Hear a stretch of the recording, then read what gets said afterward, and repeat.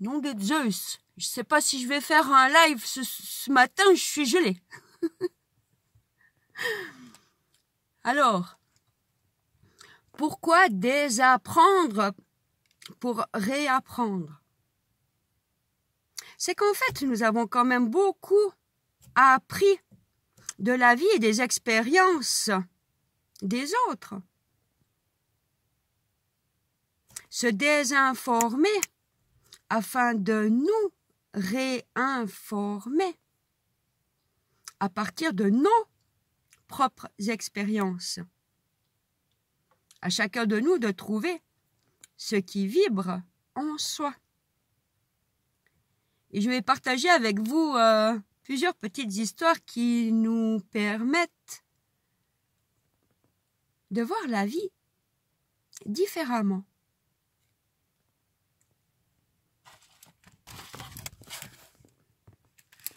Alors, la corde invisible.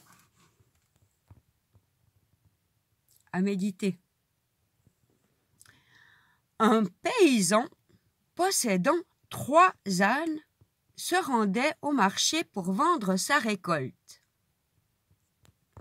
La ville était loin et il lui faudrait plusieurs jours pour l'atteindre.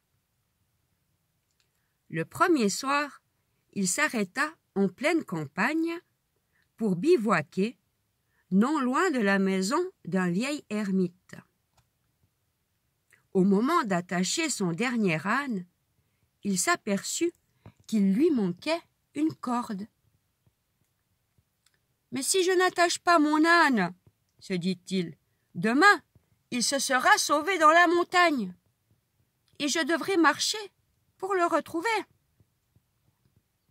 Donc, après avoir solidement attaché les 2 autres ânes, il grimpa sur le dos du 3e et prit la direction de la maison du vieil ermite.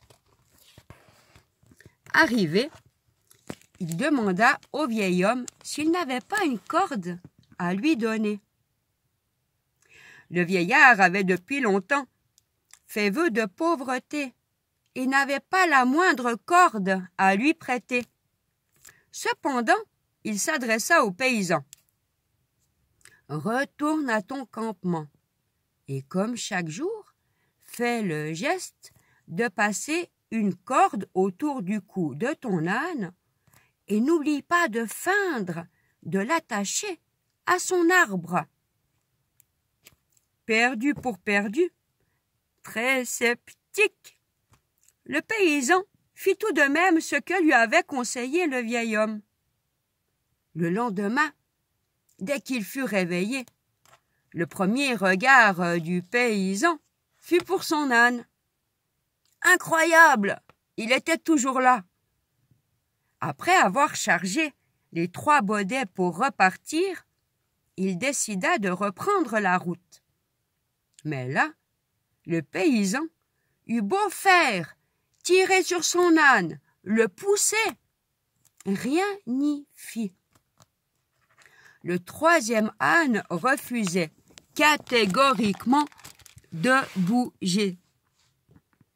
Désespéré, l'homme retourna à pied voir l'ermite et lui raconta sa mésaventure. « As-tu pensé à enlever la corde qui attache encore ton âne à son arbre? » ?»« Mais il n'y a pas de corde, » répondit le paysan. « Pour toi, oui, mais pour l'âne. »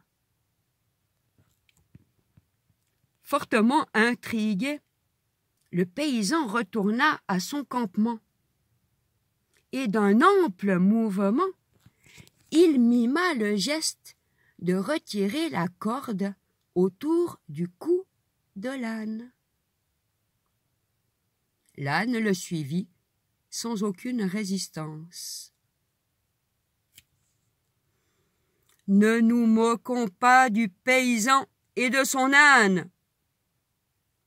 Ne sommes-nous pas, nous aussi, esclaves de certaines habitudes?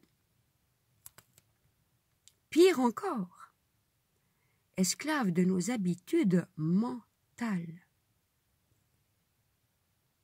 Demandons-nous quelle corde invisible nous attache à un travail ingrat ou déplaisant, à des fréquentations futiles, à une télévision allumée tous les soirs, à des lectures inutiles et faciles, à une routine de vie tranquille, à un compte en banque toujours vide. Est-ce que cette corde nous empêcherait-elle de progresser?